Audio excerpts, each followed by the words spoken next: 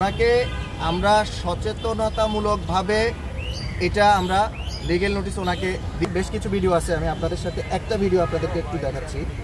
উনি যদি এগুলো ডিলিট করে দেন, তারপরে ওনার এই কন্টেন্টগুলো সামনের দিকে এরকম না হয়, সেক্ষেত্রে তো আমরা আর ফার্দার স্টেপ নেওয়ার কোনো প্রয়োজন নাই। বারিশা হকের জন্য সাইবার ট্রাইব্যুনাল খোলা আছেন, উনি আলাদা সাইবার ট্রাইব্যুনালে গিয়ে উনি মামলা করতে পারেন।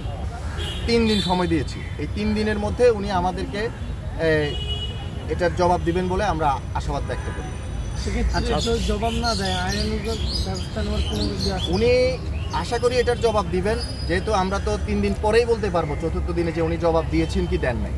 এখন ব্যাপারটা হচ্ছে ওনাকে আমরা সচেতনতামূলকভাবে এটা আমরা লিগ্যাল নোটিশ ওনাকে দিয়েছি। আশা করি যে এই নোটিশের পরে উনি যে সমস্ত ছড়িয়েছেন বা কমেন্টের উত্তর দিয়েছেন বা এই ধরনের কুরুচিপূর্ণ বক্তব্য প্রদান করেছেন, উনি যদি এগুলো ডিলিট করে দেন, তারপরে ওনার এই কন্টেন্টগুলো সামনের দিকে এরকম না হয়, সেক্ষেত্রে তো আমরা আর ফার্দার স্টেপ নেওয়ার কোনো প্রয়োজন নাই।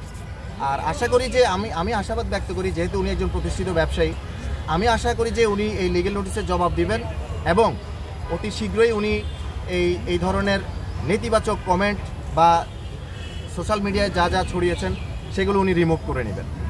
ব্যাপারটা আসলে ক্ষতির না, এখানে ক্ষতির বিষয়টা আসবে না। ধরেন আপনি আমার কোনো একটা পোস্টে একটা বাজে গালি দিয়ে কমেন্ট করেছেন, এখন এই গালিটা অপসারণ করলে আমি যদি মনে করি যে এতে আপনার ক্ষতি হবে, এই বিষয়টা আমি মনে করি যে সমীচীন নয়। এবং আমি একটা ভিডিও আপনাদেরকে দেখাই, যে আমার ফোনে যে একটা না বেশ কিছু ভিডিও আছে, আমি আপনাদের সাথে একটা ভিডিও আপনাদেরকে একটু দেখাচ্ছি। এই যে দেখেন, উনি এখানে একটা ভিডিওতে উনি যে কোনো একজনকে মেনশন করে উনি বলল, যাকে বলছে উনিও একজন মহিলা, এবং এটা এই যে নিউজের হেডলাইন হয়ে গেল। তা আমার কথা হচ্ছে যে ভাই, আমি যদি এখন একটা গালি দিই, আমার গালিটা তো নিউজের হেডলাইন হবে না আমি মনে করি।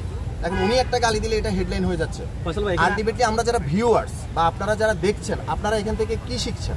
ফয়সাল ভাই, এখানে আরেকটা বিষয় হচ্ছে, এই যে লিগ্যাল নোটিশটা দিলেন, এখন তনি বলতেই পারে যে তার সাথে যে বারিশার একটা যে দ্বন্দ্ব সেটা চলমান রয়েছে, সে বলতে পারে যে বারিশা আপনাকে দিয়ে কাজটা করাইছে, তখন আপনার অ্যান্সারটা কি থাকবে? আসলে এখানে স্পেসিফিক দেখেন, বারিশা যদি এই কাজটা করাতো, সেক্ষেত্রে তো এটার লিগ্যাল নোটিশ দাতা বারিশা হক হইতো।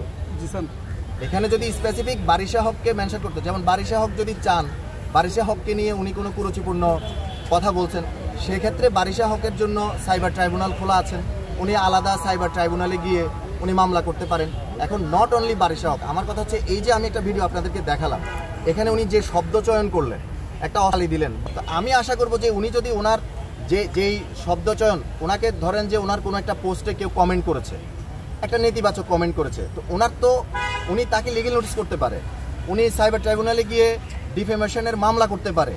কিন্তু এটা না করে উনি যদি রিটার্ন আরেকটা কাউন্টার কমেন্টে আরও দেয়, তাইলে এই বিষয়টা কেমন দেখালো? ফয়সাল ভাই, আরেকটা বিষয় হচ্ছে, রুবেদ ফাতেমা তনি ছাড়া বাংলাদেশে আরও কিন্তু এরকম ব্যবসায়ী আছে এবং তারাও ফেসবুক লাইভ করে। জি জি, তো তাকেই আসলে উদাহরণ দিয়ে বা ইয়ে দিয়ে ইতিমধ্যে নট অনলি তন্নি, আরও যারা এরকম করেন, আপনারা যদি আমাদেরকে এরকম ভিডিও দেখান বা আমাদের সামনেও পড়ে, আমরা স্বেচ্ছায় আমরা তাদেরকেও সতর্ক করার জন্য আমরা এই ধরনের লিগ্যাল নোটিশ দিব। এবং বিশেষ করে যে নীতিমালা, কমার্সের এই নীতিমালা অনুযায়ী ওনারা ব্যবসা করতে বাধ্য, অথবা আইনগত ব্যবস্থা ওনাদের বিরুদ্ধে নেওয়া হবে। এটা নট অনলি রুবায়েত ফাতেমা তন্নি, যারাই করবে। এখন আপনাদের কাছেও যদি এরকম কন্টেন্ট থাকে যে ভাই অমুকে তো করলো, XYZ যেই হোক না কেন, আমরা তাকেই লিগ্যাল নোটিশ করব বা যে গ্রাউন্ডে মামলা করার দরকার আমরা তার বিরুদ্ধে আইনগত ব্যবস্থা নেব।